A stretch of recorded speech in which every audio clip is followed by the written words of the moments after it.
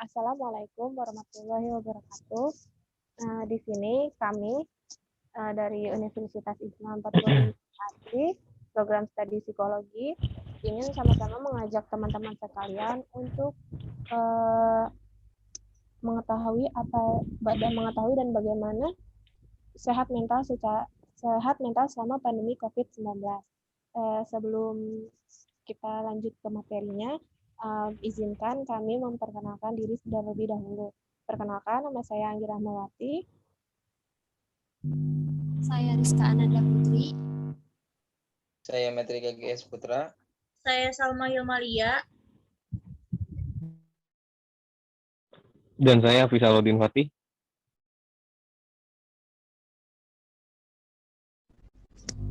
Oke, untuk materi yang pertama, kita akan membahas apa itu sehat mental. Materi ini akan dibacakan oleh teman saya. Ya, apa sih itu sehat mental? Nah, kesehatan mental itu yang baik adalah kondisi ketika batin kita berada dalam keadaan tentram dan tenang sehingga kemungkinan kita untuk menikmati kehidupan sehari-hari dan menghargai orang lain di sekitar kita.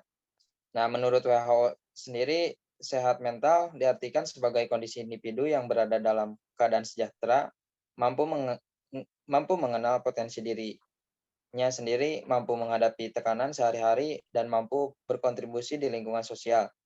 Nah, tujuan untuk kesehatan mental itu untuk membantu meningkatkan kemampuan konsentrasi dan fokus yang baik. Kesehatan mental yang baik membuat seseorang berpikir secara baik. Ini mengakibatkan fokus dan perhatian mereka pun lebih terarah. Orang yang mempunyai kesehatan mental yang buruk biasanya agak mudah fokus dan terdistraksi. Nah, kesehatan mental itu sendiri mencakup kesehatan emosional, psikologis, dan sosial. Kesehatan mental sangat penting pada setiap tahap kehidupan. Dari kecil hingga dewasa, kesehatan mental mempengaruhi bagaimana seseorang berpikir, merasakan, dan bertindak dalam kehidupan sehari-harinya. Nah, di sini juga saya akan menjelaskan ciri-ciri gangguan kesehatan mental. Di sini ada salah satunya ada merasa sedih berkepanjangan, kadang tanpa sebab yang jelas. Ada juga mati rasa atau tak peduli dengan lingkungan sekitar. Ada pula merasa lelah yang signifikan, tidak berenergi, dan mengalami masalah tidur. Dan ada juga sering marah berlebihan dan sangat sensitif. Nah, dan yang terakhir juga ada merasa putus asa dan tak berdaya. Ya, selanjutnya akan dijelaskan oleh rekan saya.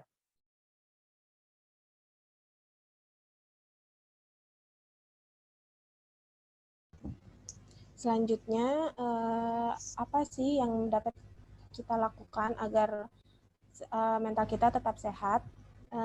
Materi ini akan dibacakan oleh teman saya. Di sini saya ingin menjelaskan apa itu CIVILING. CIVILING adalah sebuah proses penyembuhan luka batin atau mental yang dilakukan secara mandiri.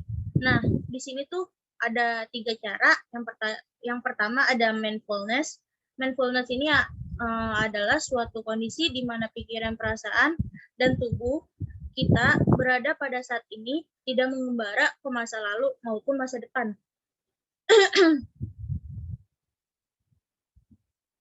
Selanjutnya di sini saya ingin menjelaskan manfaat dari mindfulness ini. Disebut dalam dapat mengatasi depresi, kecanduan, dan penyalahgunaan zat narkotika, gangguan makanan, konflik pasangan, gangguan kecemasan, dan gangguan obsesif dan kompulsif. Yang kedua itu ada self-talk. Self-talk ini perlu diketahui bahwa emosi yang dipengaruhi oleh pikiran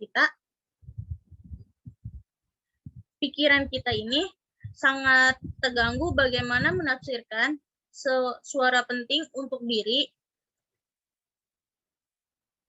memperbaiki apa yang menjadi isi pikiran, karena yang positif akan meningkatkan emosi dan perasaan.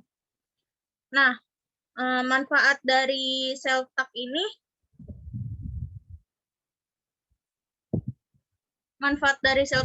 ada berbagai macam.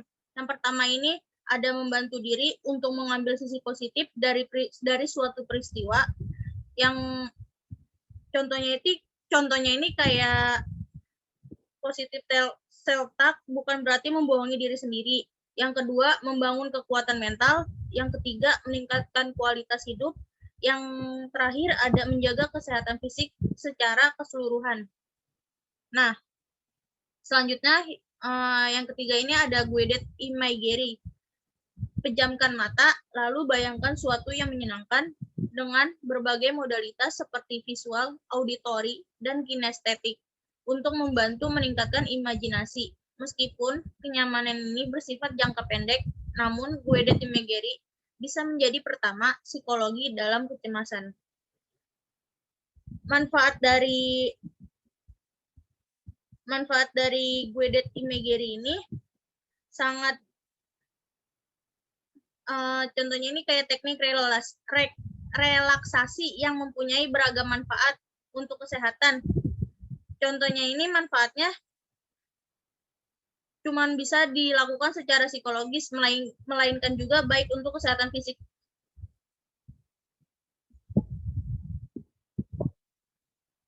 Cara mengatasi yang manfaatnya ini untuk mengatasi stres dan kecemasan. Yang kedua, untuk meningkatkan kualitas tidur. Yang ketiga, ada meredakan sakit atau nyeri pada diri sendiri. Yang keempat, untuk mengurangi gejala depresi. Selanjutnya, cara melakukan guided yang benar yaitu dengan tempat yang sepi dan duduk dengan tenang dan berbaring. Selanjutnya, mendengarkan rekaman audio yang kita suka. Selanjutnya ada eksprensif. Eksprensif itu relaksikan pikiran dan perasaan alam selama masa pandemi dan bentuk tulisan. Selanjutnya akan dibacakan oleh rekan saya.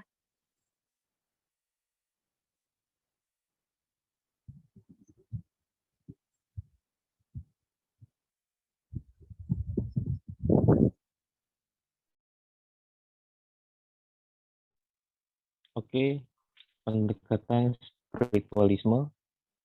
Pendekatan spiritualisme bisa diterapkan dengan cara menulis jurnal kebersyukuran, entah nikmat sehat sampai hari ini, nikmat bekerja dari rumah, atau nikmat kebersamaan dengan keluarga. Jika tidak bisa dengan jurnal, bisa diterapkan sebelum Anda tidur, seperti berterima kasih telah diberi sehat hari ini, diberi makan minum yang layak, diberi tempat tinggal yang layak, dan macam-macam. Hal tersebut membuat kita lebih berlapang dada, serta tetap melakukan ikhtiar. Sebab tidak semua orang mendapatkan kenikmatan tersebut di masa pandemi ini. Penting bagi kita untuk selalu bersyukur untuk menjaga diri dan orang lain agar terhindar dari COVID-19. Pahami juga ada hal yang kita tidak dapat kendalikan dan hal-hal yang juga tidak dapat kita kendalikan. Seperti contohnya saat kita akan bekerja, di jalan ada seorang yang membuat kita tidak mood. Hal tersebut adalah hal-hal yang tidak bisa kita kendalikan. Akan tetapi, kita dapat mengendalikan emosi negatif kita ke arah yang lebih baik. Pahami juga bahwa ada zat yang menguasa, yang maha mengendalikan segala sesuatu,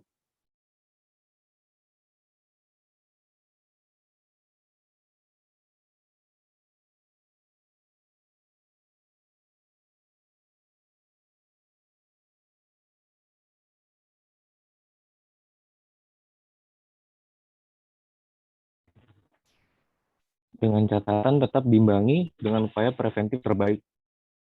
Oke, next.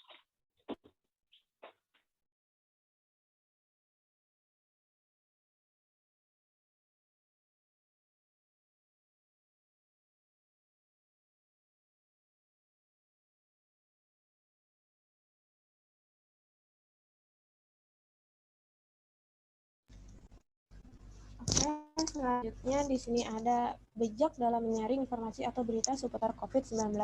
Yang pertama itu ada informasi yang reliable. Jadi, pastikan bahwa kita hanya mempercayai informasi yang mengenai COVID-19 yang dapat dipercayai, seperti berita-berita dari WHO ataupun berita-berita dari Kemenkes. Terus selanjutnya ada batasi waktu dalam membaca berita. Tetapkan dalam diri untuk membaca berita minimal sehari 2 atau 3 berita dan membaca beritanya pun siang atau sore. Yang selanjutnya ada tidak semua informasi dari berbagai sumber harus kita ketahui. Di sini tidak semua informasi dari berbagai sumber itu harus kita ketahui. Misalkan ada informasi dari si A, terus dari sumber si A kita harus tahu. Informasi terkini dari sumber si B kita harus tahu. Gak semua informasi terkini pun kita harus tahu. Dan selanjutnya ada sharing informasi sebelum sharing. Dan di sini kita harus bijak dalam mencari informasi dan memberikan informasi kepada halayak ramai. Jangan membuat informasi di kepanikan sendiri. Jadi misalkan kayak, oh ternyata COVID makin parah, orang yang kena COVID bisa meninggal.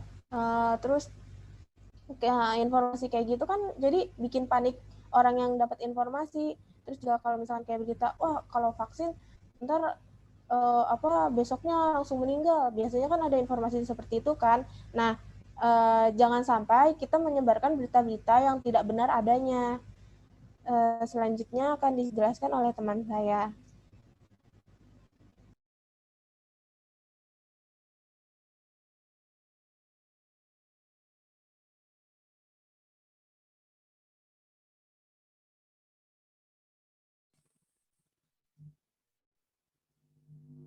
Baik.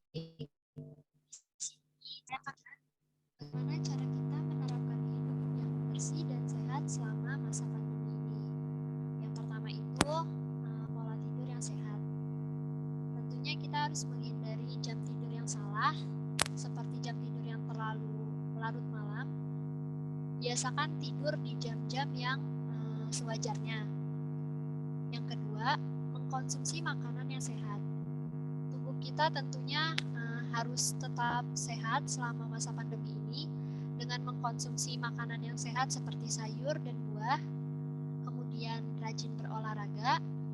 Selama masa pandemi ini, kita harus menjaga imun kita untuk tetap kuat, agar kita terhindar dari virus ataupun bakteri yang ada di lingkungan sekitar.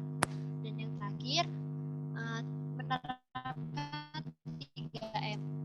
Kita mempunyai untuk menghadapi pandemi COVID-19 ini, yaitu dengan menerapkan peraturan yang sudah ditetapkan oleh pemerintah, yaitu hidup sehat dengan 3M.